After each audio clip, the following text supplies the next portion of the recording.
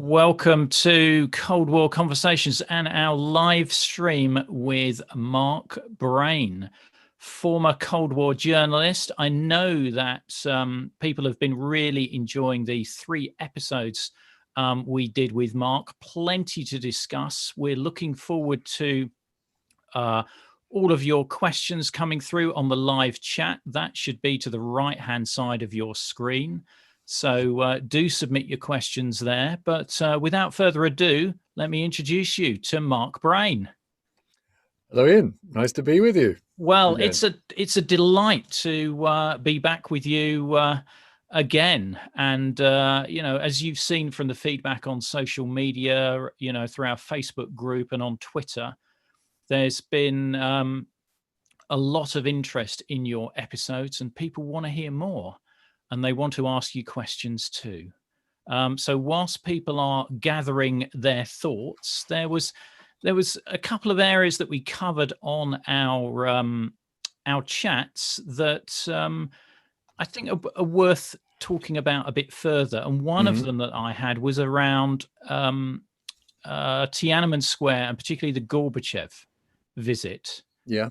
And if you could just give us some insight into that, and what you saw, what you heard when you were there. Unfortunately, you left, I think, 5 days before the army went in. But I did. I'm just dubbing across boxes of tapes, which I accumulated over my years as a BBC correspondent, and I've got a huge, great two sort of crates, packing crates full of C60 and C90 cassettes. We used to record on Sony professional Walkmen and then transfer it onto Revox for editing.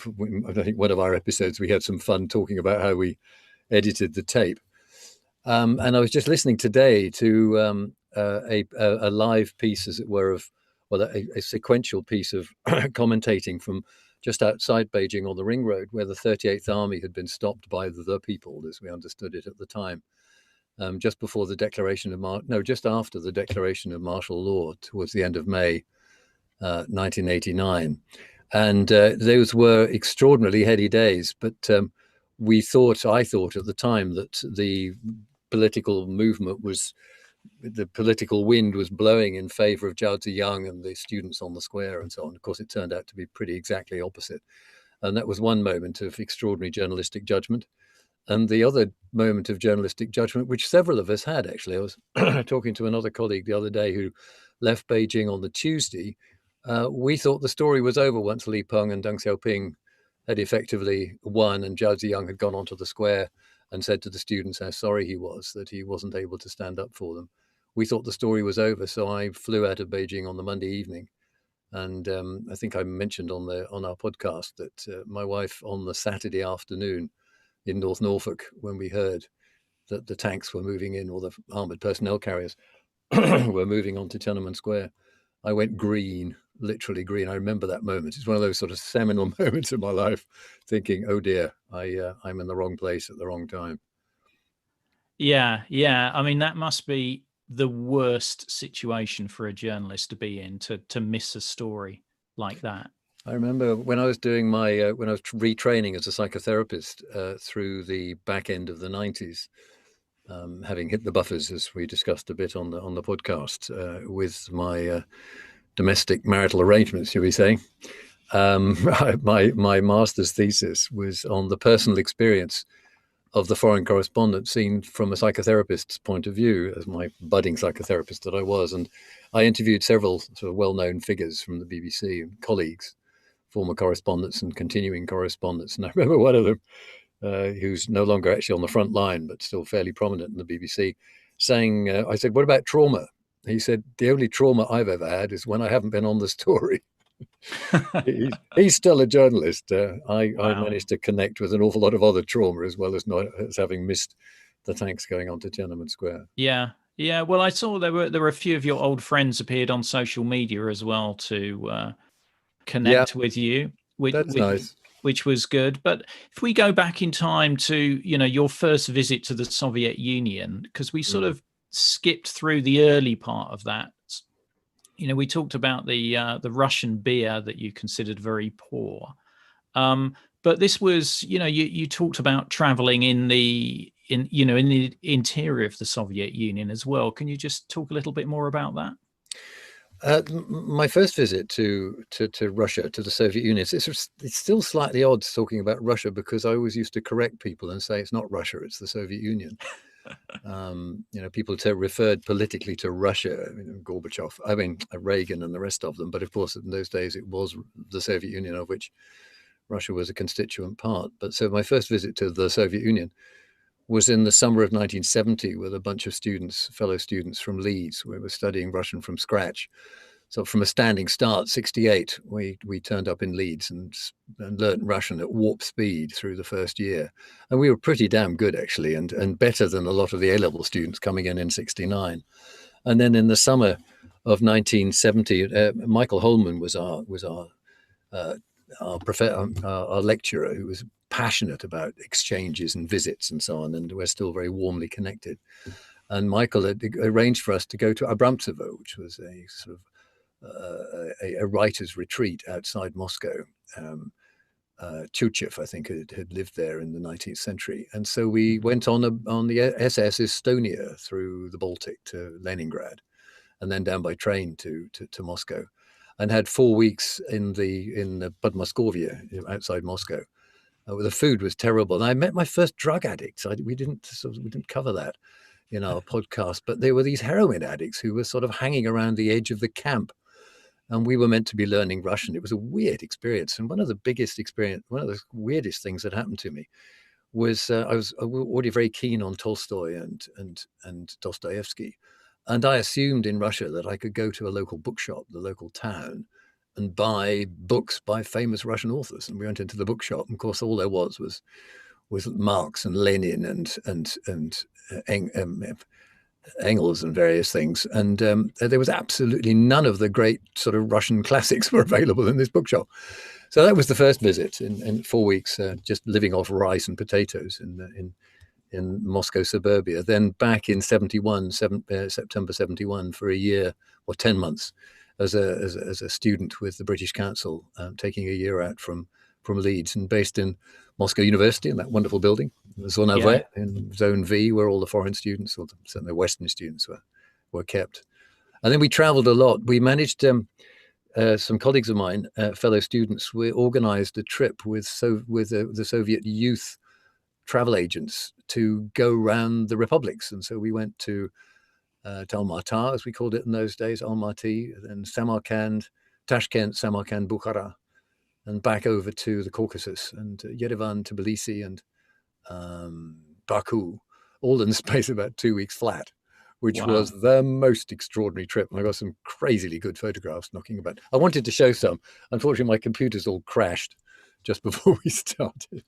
Well, we can't can share the screen either, but I've got Checkpoint Charlie behind him. You have indeed. You have indeed. Now, I'm sure you've got some stories from that trip then. I mean, you're never short of stories, Mark. That was the first time I saw a sheep being slaughtered in Baku, I think it was, or was it outside Tbilisi? But I remember going up the Georgian military highway out of Tbilisi on a clapped out old bus. And it was a very innocent times, really. And we traveled in black and white. All my photographs are black and white. And it's sort of the black and white memories. It's weird. And we went to the top of the pass where it heads off down to the north. I was planning to cycle that in spring last year, and I was going to cycle from Moscow to Tehran, and decided at the last minute not to do it. But I was planning to cycle the Georgian military highway.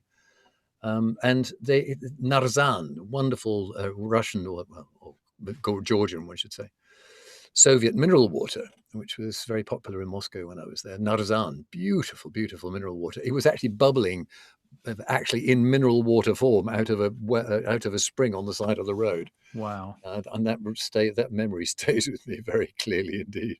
And I think also very politically incorrect, terribly politically incorrect. Of course, in Baku. In the old days, that was where the Zoroastrians started out in what's now Iran, and there was a flame, eternal flame, which was a kind of temple of fire. And we students photographed each other doing sort of, bowing down before the flame. We wouldn't do that these days because it would be politically just dreadful. No, indeed, indeed. And I was really touched by your description of your farewell to Andrei Sakharov as well. That was a fascinating insight into the man as well. Can you just tell us a little bit more about him? It's a curious one. He loomed very large, as we managed, I think, to capture reasonably well in our conversation. And again, just have to say, thank you, and hats off, Hut ab, as the Germans say, chapeau for the work you do on exploring the Cold War stories. You are a consummate interviewer. You would have been very good on the Today program rather than some other journalists, colleagues of mine, who I was rather glad to see the back of. You flatter me too much, Mark, and it's guests like you that make the show. It's not me. But anyway, you facilitate beautifully. Sakharov was a sort of curious experience for me in a sense. I mean, as we began to explore, I was rather an unhappy bunny in lots of ways, which is why I went on to become a psychotherapist in later life. But Sakharov just touched me. There was something about his gentleness and his nobility and his kindness. He was just endlessly kind and endlessly generous. And he was this kind of clearinghouse for dissident news in Moscow, kind of one-man news agency with Liana Bonner, his rather more challenging wife. I mean, Yelena was much more spiky than he was, but he was an extraordinarily gentle, kind, softly spoken man. And I don't know if I loomed, well, of course I didn't loom quite as large in his life as he loomed in mine, but he was very kind to us youngsters, young journalists coming into Moscow and cutting our teeth. I was only 24 at the time, 24, 25, and he was already a sort of a very sort of late 50s, I think, probably at that stage. And he just took a liking to us, and was generous with his information and generous with his tea, and generous with his welcome. And I used to so look forward to batting around the ring road, the garden ring, in the clap to my old larder, well, my new larder, which was already pretty clapped out, to go and to just sit at his feet, really. So I was just rather surprised in November 1975 when I went to say goodbye to him, and he just swept me up in his arms and gave me this sort of Russian bear hug, which was, as I said on the podcast, the first time I'd been hugged by a man in my entire life, and very much includes my father, who didn't have a clue about things like that. So very touching, and just like stubble on his cheek. I remember it to this day. Just one of those sort of seminal moments in life. Yeah, no, that was an amazing description you gave us there. I think where a lot of interest has come is your stories of your work in Berlin, and the story of you in the Reuters flat, and the bugs. And we've actually got a question from somebody who's under the name Coffee Shop News for some reason. Okay. And they wanted to ask you a question about your time at Reuters. And Mark talked about his GDR employees in the Reuters bureau being a great source of info on the ground. Were they putting themselves at risk to do so? Or does he think the Stasi knew anyway? Well, the Stasi knew everything that was going on in the office, because they're obviously listening in to absolutely everything that happened. And we had those little wax sort of child's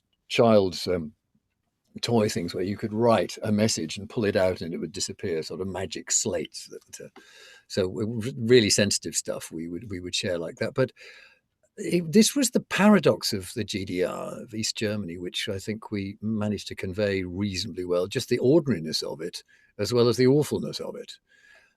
Obviously, it was a very repressive political regime, and if you got on the wrong side of it, you were in very nasty trouble. In fact, a very good colleague of mine now, working as an EMDR therapist, Ulf Jarisch, he tried to escape. He's from the south of old East Germany, and he tried to escape in 1987, and was caught and put in Bautzen for 2 years in the Stasi prison down in Bautzen. Not the Stasi prison, but the prison. And he was released only a month after the wall came down. So people who got on the wrong side or tried to get out, they had a very nasty time indeed. But those of us who were sort of living there and living ordinary lives under surveillance and so on, but sort of without pushing too hard up against the system, were allowed to get away with it and sort of potter along. And Edmutter Greis-Behrendt, who was our office manager, had been hired by Reuters in 1959 when they opened the book. Was it 1857, 59? I hope perhaps if Bob Evans or someone is listening, they can, not Bob Evans, their colleagues, if they're listening, they can correct us. But anyway, the end of the 50s, when Reuters had to open up the bureau or decided to use all of the East marks that were sitting unused in the GDR, she came from the Dienstleistungsbüro, the equivalent of all the Soviet bloc countries had similar agencies which would provide the translators and the drivers and the cooks and the bottle washers and things for us. And Edmutter was a very, very good woman. And she wasn't an agent, as we discovered afterwards, but she would be called in every now and again to have a bit of a chat. But it was a kind of agreement. Nobody got too antsy or too shirty or too provocative. And being British, we had a certain protection around us that the West Germans didn't have, who got kicked out for fairly relatively minor transgressions. Uli Schwarz from Der Spiegel got well and truly kicked out. And I transgressed on a few things, but didn't get kicked out. So the rules of the game for us as journalists, as Reuters journalists, were relatively clear. So the Stasi knew what was going on, and it was relatively benign, I think, really. Yeah. I mean, one of the things I was really surprised about was the fact that you were, able to join the Berlin Cathedral choir. And that none of the congregation, informed on you either, or were, watching you. There was the Stasi obviously had a line into the choir because there was this one reference to Frau Brayne scheint schwanger zu sein. Mrs. Brayne seems to be pregnant. But apart from them calling this the Marienkirche rather than the Domkantorei, they got the church wrong. I found no reference at all. Of course, we had the Hildebrands. Regina Hildebrandt was a very dear friend, and Jörg Hildebrandt ran the choir, and Jörg Hildebrandt was his brother, married to Regina. And it was this kind of Freiraum, this sort of safe space. It was the church in East Germany was a place. It was very heavily infiltrated in various levels, but there was an awful lot of activity in the church. I mean, I'm personally not a Christian, but it was a space where people could just be ordinarily themselves. And I wanted to show some pictures, but we couldn't share the screen. They couldn't share the backgrounds, the screens, or my presentation. I've got some pictures of just Chorfahrten, choir trips, where we'd head out from East Berlin every now and again and go and sing in Kloster Korin, for example, just as a choir. It was so ordinary, and I wasn't there ideologically, but I used to hoover up any information I could find. But it was ordinary day-to-day information, not heavy information, and certainly not politically sort of dissident related. Yeah. We've got a few other questions for you. One from Mark Silato, who is asking, what was the classical music scene like in the East, and did Western soloists travel to the East to perform? They did. I met Mark, what's his name, the wonderful, I think the Birmingham conductor. A senior moment. Somebody will probably post it in a They'll moment. both hope so, but very, very famous. Yeah, he was then a very young British conductor, and he performed in East Berlin. And there was a composer in Dresden, Udo Zimmermann, who was composing some fairly dramatically interesting classical music in East Germany, and I got quite fond of him and did a big interview with him and then a feature for BBC Radio about him. The classical music scene was wonderful. I mean, the Thomas Church in Leipzig, obviously Bach's church, was just fabulous, and the Thomaner Kirche, the St. Thomas's choir, a boys' choir, ran all the way through the GDR. And when I was studying in Leipzig in 1971, I used to go pretty much every weekend to the St. Thomas Church for the cantatas, the choir where the boys would and the men would perform put a cantata on every week, just as they'd been doing for centuries since, for a couple of centuries since Bach was around. Wonderfully vibrant classical music scene, but also a brilliantly vibrant pop scene, rock scene. And we had a good friend who was the manager for one of East Germany's top rock groups. Quite a lot of them fell away with reunification, but there was a vibrant rock scene in Eastern Europe. And I used to love the rock music in Hungary. God, they had some good groups. LGT and the rock opera István Király, King Stephen. Fabulous rock opera. I was listening to it the other day, mowing the lawn. Really one of the best rock operas of the latter 20th century. And it came out of Hungary. Not very well known in the West. But oh, well, it is now, Mark. Listen to István Király. It was a sort of the burgeonings of Hungarian national identity and a kind of statement in 80. I think it came out in 83. Really adumbrating, sort of a foretaste of what was going to come when the Hungarians were, of course, the first to throw off the Soviet yoke with the opening of the border and the withdrawal of the Soviet troops. Right. Well, we have to find a link to that. Few people have posted. Was it Simon Rattle? Simon Rattle, yes, Simon. Okay, Rattle, thanks. Yes. So I interviewed Simon Rattle in East Berlin. Yeah, great, lovely man, really lovely man. Thanks, Rob Hewitt and Vasa 1000 for the answer to that. A question from Rossano Nocera. Could you ask Mark if he felt that he consciously lived differently in the GDR rather than the West? Really good question. No. Maybe it's my naivety and innocence, because that's the sort of correspondent I was, and perhaps the kind of EMDR therapist I continue to be. But I was never a sort of macho drinking, football visiting. I'm never terribly interested in sports, and I loved music, and I loved just knocking about with friends. And we just struck it lucky with the choir in East Germany, and also with my friends in Leipzig when I was there as a student in '71. And we're still friends. I mean, Jutta and I are still friends with some lovely people I met in the Karl Marx University rowing club in Leipzig in the summer of '71. Very impressionable times. I turned 21 in the October. Straße des 17. Oktobers, 17th of October Street, these new student digs on the edges of Leipzig, awful Plattenbauten, all of these sort of these panel buildings which were already falling apart. We were the first people to live in there. But I remember getting very, very drunk. The worst, I was more drunk than I'd ever been on my 21st birthday in East Germany, just with East German friends knocking about. So I think possibly the quality of friendship in East Germany there was a specialness to it, simply because we talked about it on the podcast, because people hung together, because there wasn't a kind of safe space to go out clubbing and doing all of the sort of the big things you might do in the West. So people were, it was a very strong sense of community and friendship. I do just need, by the way, I've just got to, can I just, that is us cycling through Checkpoint Charlie, the story we didn't talk about. So it's Jutta and me on our tandem. Well, we need to cover that as well. In fact, we have got a cycling question from John Spooner, who'd like to hear the story of Mark's bike ride to Berlin along the transit route.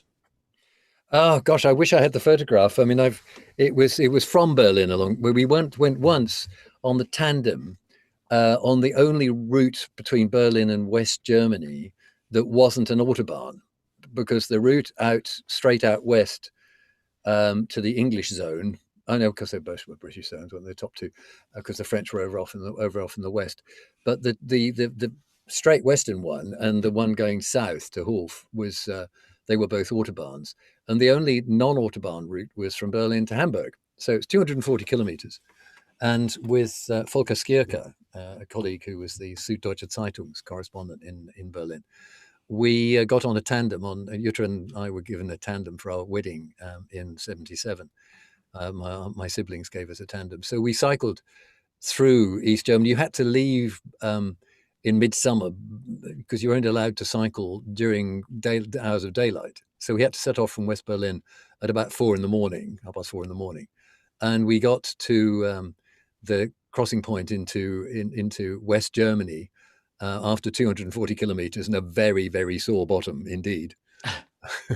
But it was amazing, just this ordinary 2-lane road through East Germany. And we wondered whether we were followed. Volker wrote a wonderful piece for the third page, Seite 3, page 3 of the Süddeutsche Zeitung. And I wrote it from our own correspondent, which I don't think is still up on the BBC website. And then the following year, Volker and I did it the other way around. Jutta wasn't going to do that one again.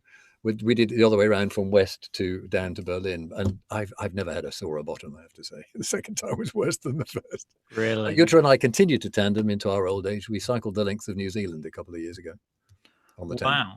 Wow. And tell us the story of you coming through Checkpoint Charlie on a tandem. Well, we thought can you cycle through Checkpoint Charlie? And Volker was sitting on the west side to photograph us coming through to see whether we'd actually be allowed to by the German border, by the East German border guards. And they were quite sort of flummoxed by us. They didn't quite know what to do with us. And to start with, said, well, you can't come through. It's nicht erlaubt. It's not allowed. It's verboten. And we argued and made the case. And eventually they said, one of the arguments they said, if we let you through today, then we'll have to let a horse through tomorrow. And as far as I know, and Nigel Dunkley in Berlin, he's not sure a horse ever went through. Another of your guests on the podcast, we talked about it after we met the other day online with you, Ian. And he wasn't sure that a horse had ever been through Checkpoint Charlie, but certainly we might have been the only tandem that did it, and that captures the moment. We only did it once because we didn't think we would risk it again. I can't imagine they were worried about many escapees on a push bike. Well, you know what Nigel said to me, because he worked with bricksmiths in Berlin, and he messaged me on LinkedIn just a few days just the other day after our conversation. He said, "Oh, we could have used you. We could have smuggled so much good stuff through in the frame." Of the tandem. Bricksmiths were always up to terrible tricks. Which I do have to, this is the one that, Oh, please show it. Here we go. I got to show this one. This is given to us as a thank you letter by Charlie. I can't remember his surname. Maybe somebody will tell us. In 1980, I think it was. So Charlie was working with bricksmiths and was giving. We talked about it on the podcast. Yeah. And so the thank you letter. He said, "I can't give you one, but I can write you a thank you letter." So here is the thank you letter. You see, there's actually his thank you letter on the back. Thank you for a lovely dinner. Brilliant. It's the most distinctive thank you letter I've ever received. Yeah. Oh, the other story I didn't tell, Ian, is there's the story of this, talking about being a student in Leipzig. This is my flag, and this. Did I live differently? I know I was very well behaved as a young man, too well behaved. But this I actually nicked in Leipzig on the May the 1st from one of the blocks of flats on the edges of Leipzig, and they had them out for the May the 1st, little flagpoles all over the place. And I just nicked one. If they'd caught me, they probably would have chucked me out. So I've still got that. That is literally 1971, May the 1st, GDR. Wow. Yeah, no, I'm certain they would have taken a dim view of you stealing one of those. I really enjoyed the photos you took from the flat window, particularly Fidel Castro coming past in a motorcade. Yes, well, let me just change my background because I do have that one available. Let's have a look. I think I've got him here somewhere. I'll just go through a couple of my backgrounds, actually. I've got Ziggy Jähn, der erste Deutsche im All ist ein Bürger der DDR. The first German in space is a GDR citizen. That's him on there.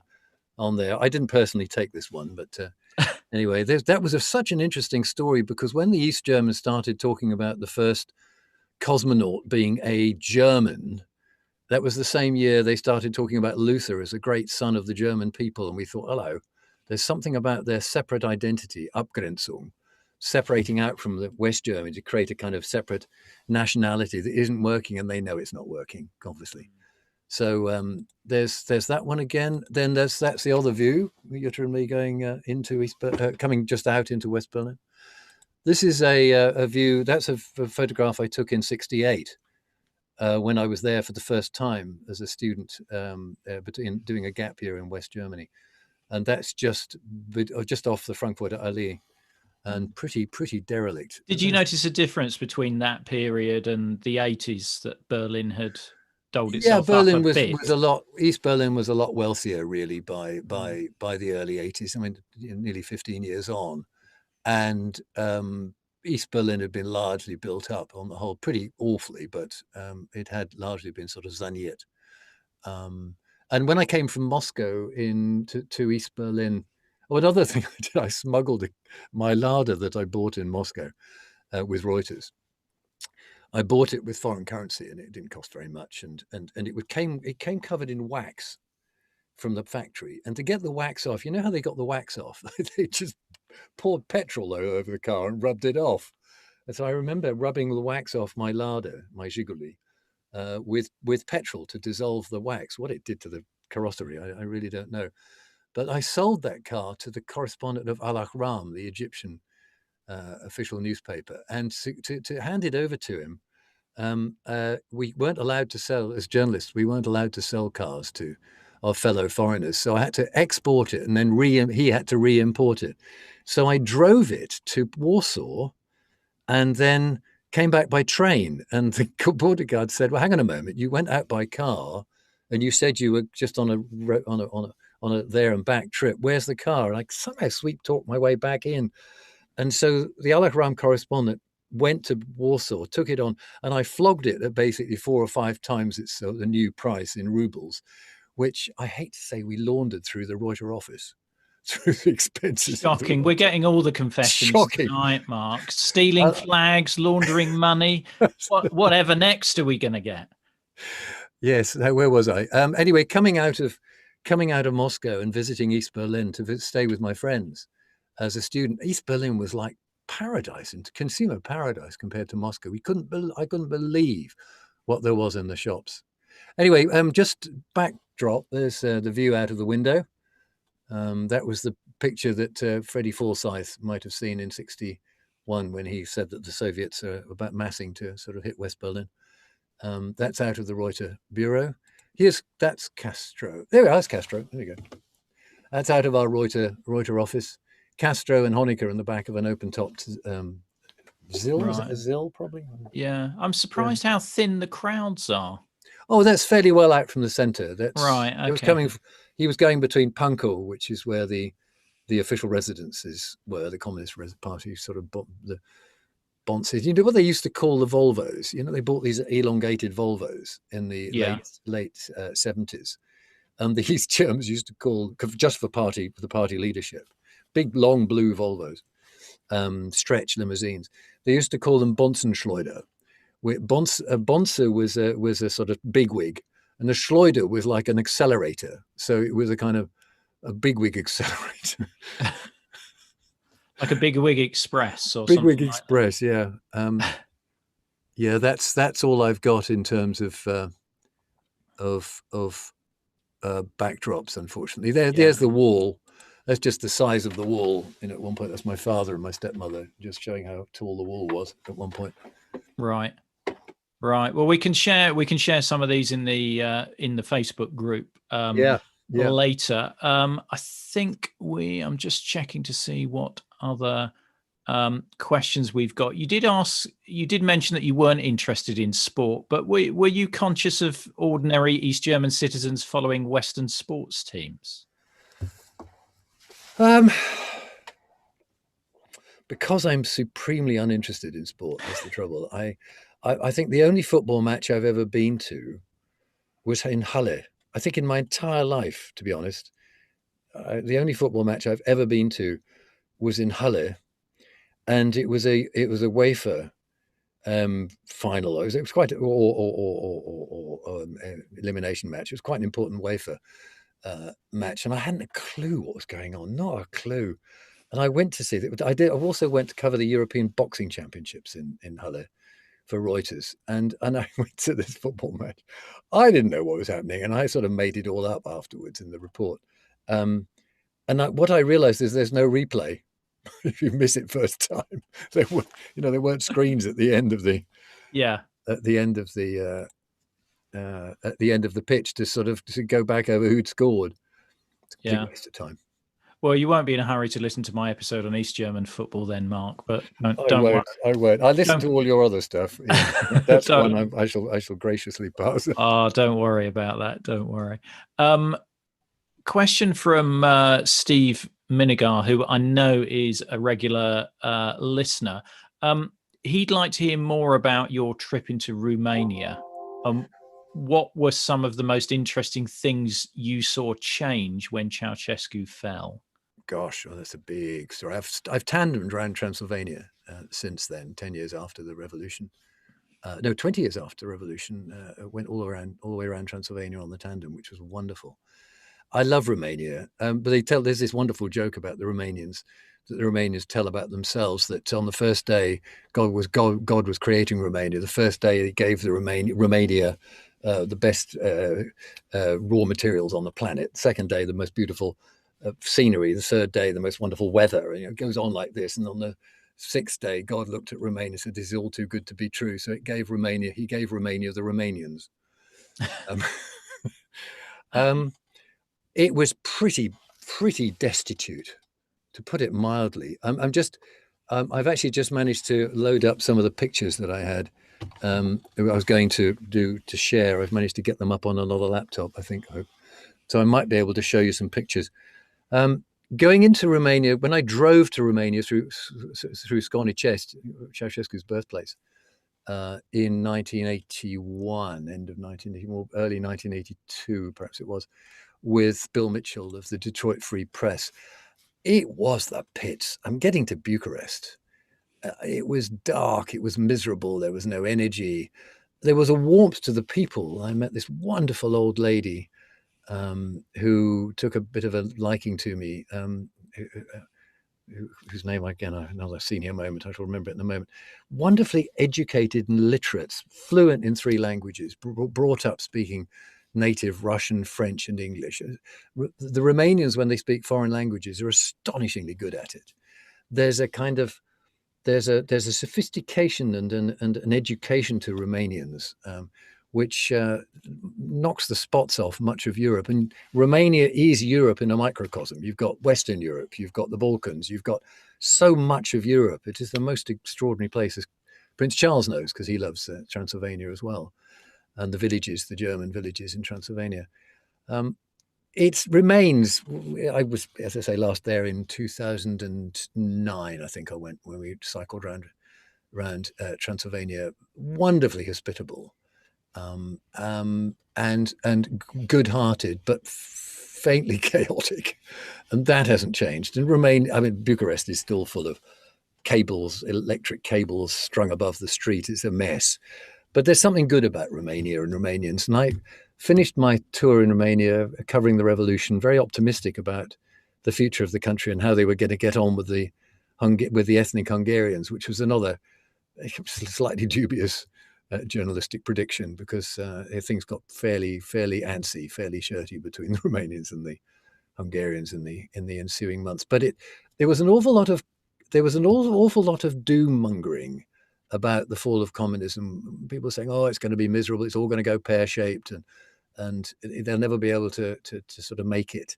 And I do think that history judges Gorbachev and Bush Senior and James Baker and Douglas Hurd and Miklos Nemeth and these people who negotiated, and Hans-Dietrich Genscher and Cole negotiated the end of the Cold War. I think history, honestly, can judge them very, very warmly indeed for what they brought about in the very peaceful, apart from obviously Yugoslavia and a bit in nastiness in Romania, and obviously economic collapse in the Soviet Union through the 90s.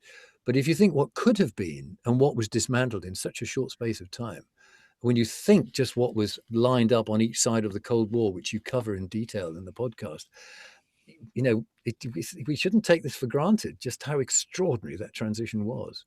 I mean, I'm always amazed at how far the hardliners in the Soviet Union let Gorbachev go, to be honest. I'm surprised that the coup, only came in 91 and hadn't come in 1988 or something like that, because he really moved that country in a completely different direction. And the whole policy of not intervening in Eastern Europe meant they lost that buffer zone as they viewed it. that they'd, lost blood over during World War II? I think I did it. I did a talk at Pushkin House in London in April last year on Russia on the Couch, trying to unpick Russia and the Russian experience from a psychotherapist's point of view, understanding trauma.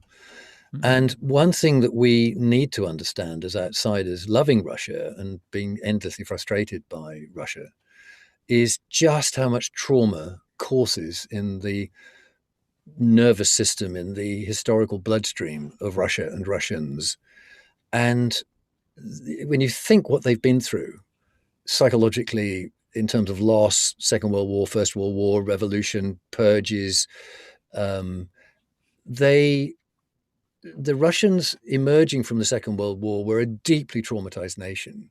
And Stalin's desire to control beyond the ordinary borders of Russia or the Soviet Union can be understood as a power grab in geopolitical terms. But if you understand the psychology of it, and ultimately all international politics comes down to psychology of the individuals who drive it, there is a genuine deep fear in Russia of encirclement, and it's been nurtured and experienced over centuries, Mongols and Napoleon and Hitler. This is not to be downplayed. So after the war, the Russians wanted to feel safe. And this is not just geopolitical calculation. It's really, really deep. Just talk to ordinary Russians and you just pick it up very quickly.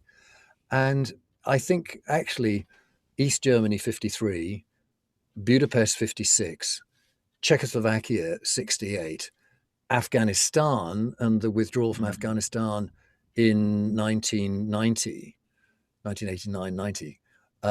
These were actually profoundly traumatic moments where the Russians realized at a gut level that force doesn't work. And I think actually Tolstoy was not completely wrong in War and Peace, where there are big historical movements, the boring bits of War and Peace, where there are big historical movements where stuff happens because it's driven by the historical imperative of the moment. And it was not possible for the Russians to exert military force at the end of, it was such a rotten state at so many levels, and there was no buy-in anymore among ordinary Russians.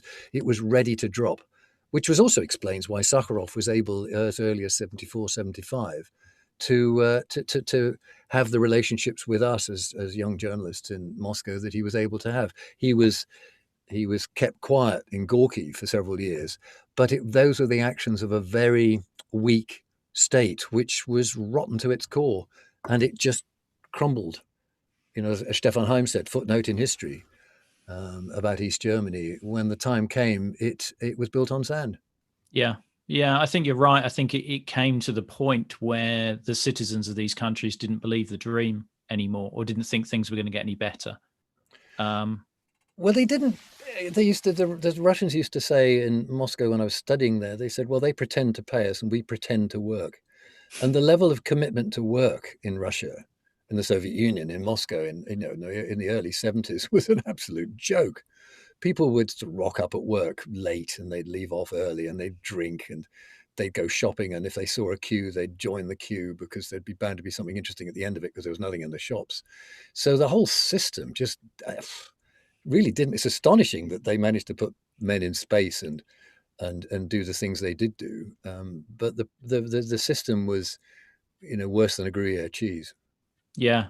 One of our viewers, Rob Hewitt, has said he's seen it suggested that Russian political development never really recovered from the trauma of the Mongols. Discuss. I just watched Andrei Rublev the other day, the one amazing Tarkovsky film, and you can watch Tarkovsky portraying what the peasantry and the aristocracy must have been like at the time of the Mongol invasion and all of the bloodshed and so on. If you watch them, you think, well, nothing's changed there. And I'm sure that if you went back 500 years, it would be the Russia that we know today. Yeah, and all of those nationalist impulses were still there, even when it was the Soviet Union. They were just kept under the surface, and that obviously also affected countries like Yugoslavia as well, where a country had been semi-manufactured, made up of various other nationalities. Nice segue into Yugoslavia. I was hoping we'd go there because it was very elegantly done. Oh, thank you. God, I'm blushing now. It's an area we didn't cover on the podcast, but I remember you telling me about an interview you did with Milosevic. Yes. As I'm dubbing all my great tubs of cassettes from those years across onto digital, I'm going to make it available publicly, by the way. If there's any PhD out there who wants to listen to hundreds of hours of recordings of just ordinary interviews from Eastern Europe at the beginning of the 80s and from China from 84 to 87, and then traveling around Eastern Europe and the 4+2 negotiations and so on, they'll be very welcome to. I'm just digitizing the lot. Well, I'm sure they'd love to. I mean, if they're listening to what I'm putting out, then they're going to be rushing to your archive. But they get you in a really succinct hour. This lot. This is really hundreds of hours of stuff. But I was listening yesterday to an interview I did with Denny Rousseau, who was one of he was based in Vienna and an observer of Yugoslav affairs, very astute. And I interviewed him in September 1988, and I was asking him a question: in 100 years, will there be a Yugoslavia? And looking back, it's sort of slightly naive, but also sort of naive prescience, thinking this cannot continue. And I interviewed Vuk Drašković, the author, who then went on to have a certain political role in Serbia after the breakup or during the collapse of Yugoslavia. And he said to me, and I got that on tape somewhere, if Europe, I remember him saying with his strong Serbian accent in October 1988, this is when Kosovo was being stirred up by Milosevic and so on. He said, if Europe want Lebanon in Yugoslavia, they can have it. I remember this really powerful statement. This was 3 years before we got Lebanon. Worse. Milosevic, I used to go in and out of Yugoslavia quite a lot in 88, 89, 90. Because I just loved Yugoslavia. I'm afraid I'm a Yugoslav, which is politically very incorrect to say in these nationalist times. But there was something about Yugoslavia and what it was trying to do, not politically, but the sort of identity of, there was good in Yugoslavia. It was bad in Yugoslavia as well. But I used to love going down there and talking to the taxi drivers and traveling around the republics and just sort of getting a feel for what was going on. So that when things got very nasty at the end of 89, beginning of 90, I'd covered the Romanian Revolution, came out on the 5th of January back to the UK, and then it began to get hot in Serbia and Kosovo. And the LCY Congress was coming up. So having covered the fall of Romania and not wanting to miss out on anything else, having missed out on most of Eastern Europe through 89, I went to Belgrade to cover what turned out to be the final Congress of the LCY, the League of Communists of Yugoslavia. And in the Sava Center in Belgrade, it was pretty damned hot. It was building up politically. And the final day was there going to be a resolution, some kind of appropriate conclusion? And we were in the Sava Center at 2, 3 in the morning. I think that might have been, Denny was there. Denny Rousseau was there. I was interviewing him as well. And this was the time when we realized that actually the republics are going to walk out, the northern republics. Slovenia, I think it was Slovenes went first, and the Croats. It was all more or less at the same time. From the main conference hall, it was clear this is bad news. This is the end of the LCY. There was no conclusion. And Milosevic came out of the main hall, and I buttonholed him, and he had a big sort of bodyguard by him, and he was wearing a blue shiny suit, I remember. And I buttonholed him, and he spoke very, very good English. I can't remember. I've probably got it on the tape somewhere, which I haven't found yet. And I remember feeling, Ian, in the presence of evil. I'm a bit sort of innocent, naive in lots of ways, but this was a really chilling experience. There was a cold iciness to him and a kind of determination. And I remember being really unsettled by it. And that was 1990, beginning of 90. We then went down to Kosovo, and the first shootings were in Kosovo, and I got caught. I think we talked about that on the podcast, where I was really frightened, got caught between the demonstrators and the police. It was relatively benign. They were just tear gas. They weren't sort of killing people. Not yet. It was just brewing. beginnings of the Civil War, really. And I remember doing BBC journalism training back in London as diplomatic correspondent. I used to do a lot of coaching on how to write dispatches and so on for BBC World Service training.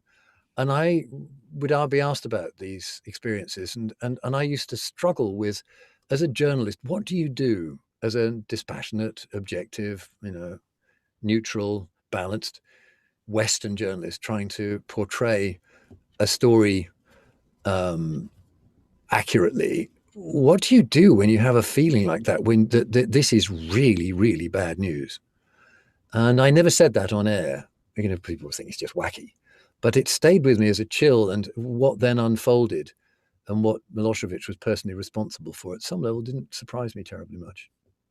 And what did you see in Milosevic that made you see evil? Was it in his eyes, or the way he looked at you, or?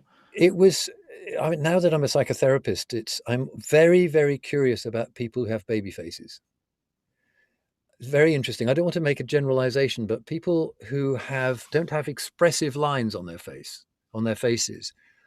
Milosevic had a baby face. It's often been commented he had this round, very, very unlined face, because both of his parents committed suicide. They took their own lives. So he grew up with a lot of relational and attachment trauma, which was never addressed. And working as I now do as a psychotherapist, I can see with individuals that I work with, people who are sitting on trauma from childhood will sometimes act it out.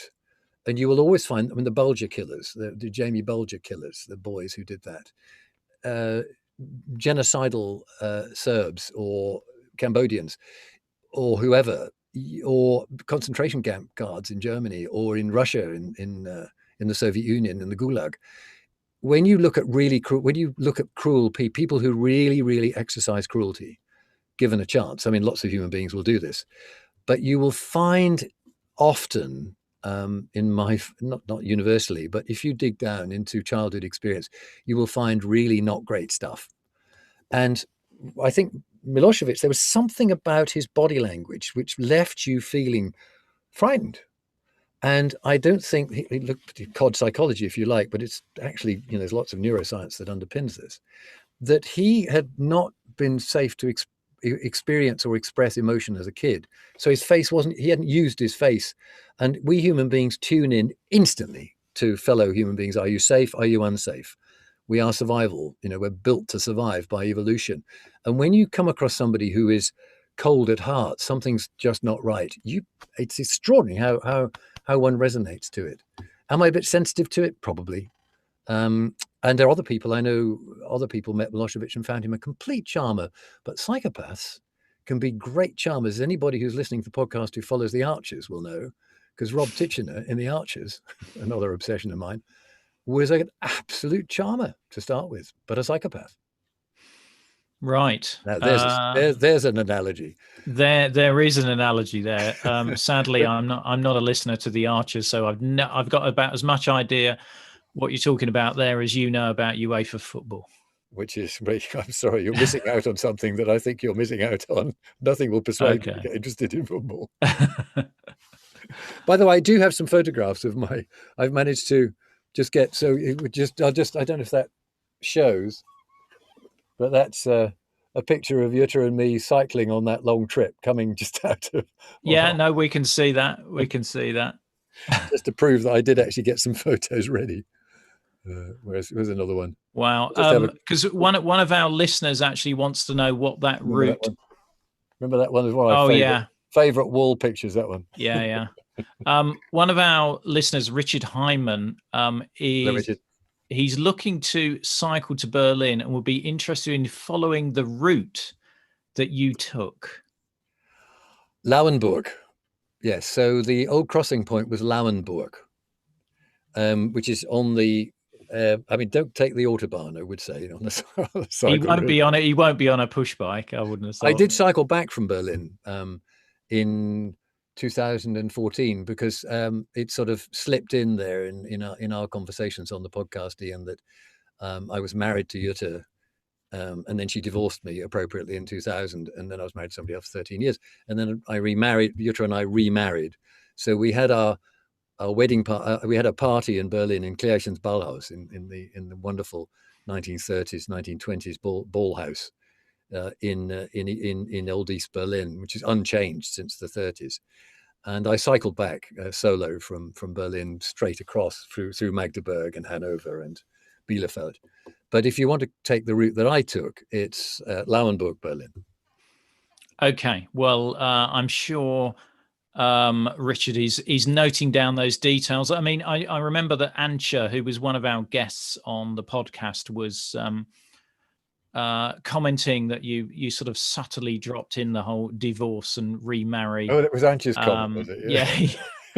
Yeah. Piece in which I think she was particularly interested in, how that had, what had happened there. And you didn't really tell us much about the mysterious Hungarian girl on the train. Jutta, by the way, my wife, my first and third wife, who ceased to be my first wife largely because of said Hungarian girl. So perhaps she's listening upstairs. Okay. Okay. We'll leave. But she does know all the details. In fact, they've met, Okay. and there's been an awful lot of healing that's happened. But perhaps on this podcast, I'm thinking of writing a book about some of these things. But you definitely should, because I have had a couple of listeners. I know that Gillian Cox, who I've interviewed on the podcast as well, was particularly interested in your Romanian stories, but also was asking whether you are going to write a book. So you've got a ready readership here.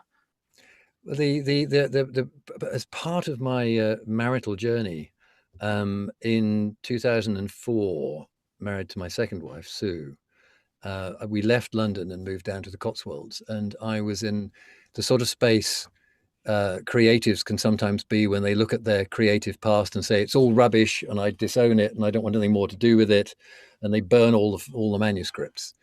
And I took all of my notebooks to sort of turning a new leaf and starting out afresh. I took all of my journalistic notebooks from my entire career and put them in the tip in Potter's Bar. No, you not wise, but I have still got the tapes. I never got rid of the cassette tapes. So right, okay. So my anything that I do write, be very anecdotal. My journalistic judgment, my political judgment was crap. I'll say it here on this discussion, Ian. I mean, I don't sure if we mentioned it in passing, but I've just had a diagnosis of Asperger's. Literally age 70, which is a very interesting experience. And it makes an awful lot of sense in my life. And it helps explain why I was rather naive as a journalist, and enthusiastic, naive. But it also explains why I needed to cease being a journalist at 40, because being a full-on foreign correspondent is quite a complex operation. And I managed it quite well in the simplicities of the Cold War. But things got messy after 92. And I'm very glad that I stopped being a frontline political correspondent and became an editor at the BBC behind the scenes and started training as a psychotherapist in my spare time. So anything that I would write would be very anecdotal and both serious and fun. Well, I think that's what people have enjoyed with our chats, Mark, is the anecdotal, that you've got some great stories there. You describe situations, beautifully as well. And it's just a really entertaining listen. And for me as an interviewer, it is, I just press record and let you go off. You didn't get a question in edgeways, did you? I did struggle to keep you on what I was hoping to be a logical narrative, but it added to it because your personality was all part of the story, and that worked really well. Well, one of the questions when you're doing the Asperger's assessment is, do people tell you they find it difficult to get a word in edgeways? I sort of gave that a yes. Another picture. Can I show you another picture? You can indeed. Proud. What do you think that one is? That is Torval and Dean rehearsing Bolero at Sarajevo in 1984. 6 o'clock in the morning with only the cleaning ladies and me. Nobody else was there. Wow. One of the most moving experiences of my life. That's my photograph as well. Yeah. It was just extraordinary. They've told the story in the film in the documentaries, But my goodness me, I was there for the Sarajevo Olympics from Vienna in 1984, February 1984, with the logo of this wolf, Vuk. And I, not knowing the first thing about sports, it was a complete waste of time me being there. But Andropov, now, what was it? Andropov died or was named, or Chernenko died? I think it was Chernenko died in February 1984. Is that right? You'd know. Well, Gorbachev only came in 85, so it might have been Andropov, because Andropov only lasted about he lasted a couple of years, because he was around for Abel Archer in 83. I think it was Chernenko's death and Andropov being named. And I spent my entire time at the Sarajevo Olympics in my hotel room, pontificating and writing think pieces about the Soviet Union and Andropov. I don't think I read a single piece about the Olympics, but it was very, very, very sort of to be in Sarajevo in '84, when Sarajevo was the most amazing place, sort of melting pot of cultures and languages and religions, incredible place, even in communist Yugoslavia. And it was tragic what happened then in 91 and 91, 95. But that's just impossible. Yeah. Anyway, that was just another photograph. No, that's great. That's great. I was going to ask you, because we've been running for about an hour, but I did have a question. You know, you've obviously mentioned Milosevic and interviewing him. Are there any other senior level politicians who you've interviewed? I didn't do a lot of senior political interviewing, because being based in the Soviet Union, then East Germany, and then Eastern Europe, and then China, you didn't get to interview senior local politicians because they just simply didn't give interviews to Western journalists. But if I think back over my journalistic career as diplomatic correspondent for the World Service from 88 to 92 FM, 88 to 92, I interviewed Thatcher a couple of times. And I remember I absolutely hated it. You sort of asked Thatcher a question. It didn't matter what you asked, off she went. She wasn't really listening. There was a kind of softness to her, and Dennis was sitting in the background. The Kuala Lumpur Chogam Summit, the Commonwealth Heads of Government meeting.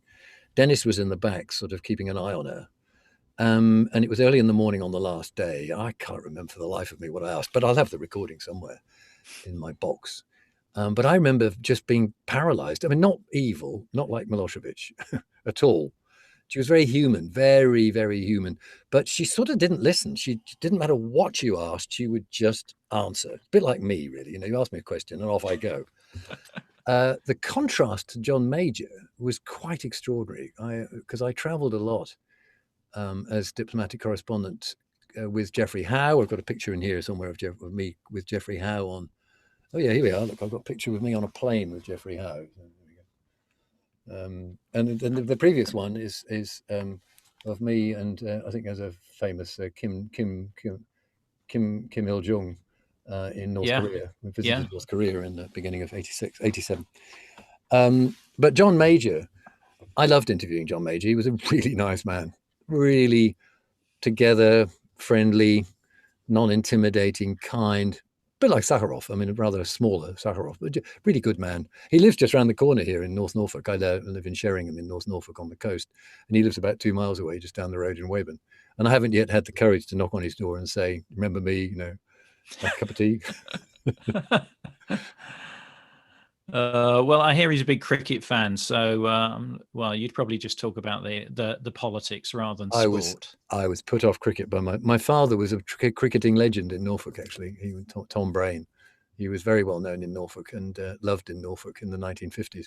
But I have very intense memories of sitting on the edge of a cricket pitch, bored, rigid, through my childhood. It put me off cricket forever. And also, when I played at school, I just tried to be as far away from the ball as possible because I was terrified when it came anywhere near me. Oh, well, Mark, it has been an absolute pleasure to talk to you again. We're all now looking forward to the book and your digitizing of your tapes as well. That I really could use some help. If there's anybody out there, I mean, I think there really is a PhD or something. There's a project to be done there. There's some extraordinary stuff. I was listening today tape of me standing with the army outside Beijing the first time they tried to Jincheng, to come into the town, and they were stopped by by hundreds of thousands of ordinary Peking residents, as we called it, Peking in those days. And I'm standing in the crowd, and I'm losing my journalistic judgment yet again, siding with the protesters, sort of against the authorities. But I mean, I'd love to listen to some of those and possibly use some of them in episodes. Well, I'll give you a link to my Google Drive, and Yeah, I'd have love to fun. have a dig around in there, Mark. I'll flag them up. Let's do that, Ian. Yeah. Yeah, no, that would be really interesting, because a voice of the time, because we're always looking at this stuff with hindsight now. Yeah, I perhaps actually just to put on record at this point, because I sort of I've zipped backwards and forwards and up and down around my time, but just so folk listening in have an idea of what it was that I covered. So Moscow, May 74 to November 75. One of the really big stories was the collapse of the Soviet grain harvest. There's a story I could tell you about that one. Patrick Worsnip, I hope he's listening. Patrick worked out with simple maths what the grain harvest was in 75, and it was 20 million tons below what the CIA was projecting. We put it onto the Reuters feed. Didn't tell you this story, did I? No. Patrick tells it much better because he's got a more detailed, fine-grained memory than I have. But he and then I together, we put this story out in the middle of the night because he'd found it in a regional newspaper. And the CIA said that can't be true because it was catastrophically below what they were projecting. The Chicago grain market went absolutely crazy. And I think I told you the story, didn't I, about the snow cover in the Northern Caucasus. Well, this was another one where we young journalists in Moscow sent the Chicago futures grain market just gyrating all over the place. That was an amazing story. Then I was 77, 78 in East Berlin with Reuters, 79, 80, beginning of 81, West Berlin with the BBC, then Vienna, 81, April 81 through to the summer of 84, covering Yugoslavia, Romania, Bulgaria, Czechoslovakia. It's amazing, isn't it? The countries that no longer exist. Backstopping on Poland quite a bit, Albania at a distance. I missed one out. No, that's more or less it, isn't it? I think Hungary, obviously. Then 84 to 87, October 84 to November 87 in Beijing, Peking, and then diplomatic correspondent in London from the beginning of 88 through to March 92. So I covered, as BBC World Service diplomatic correspondent, all the negotiations at a distance and sometimes locally that led to the end of the Cold War. And then March 92, I dropped out of frontline reportings and became a bureaucrat behind the scenes at the World Service, then helping with the editorial standards management and daily editorial processes of all the East European language services, from Finnish, which was part of the same patch, Polish, German, all got closed down one by one. Serbian, Croatian, Albanian, Greek we had in the patch. Hungarian. I used to love Hungarian. There we go. Still speak a bit of Hungarian. Right, you better shut me up, otherwise I'll carry on. I speak a bit of Hungarian.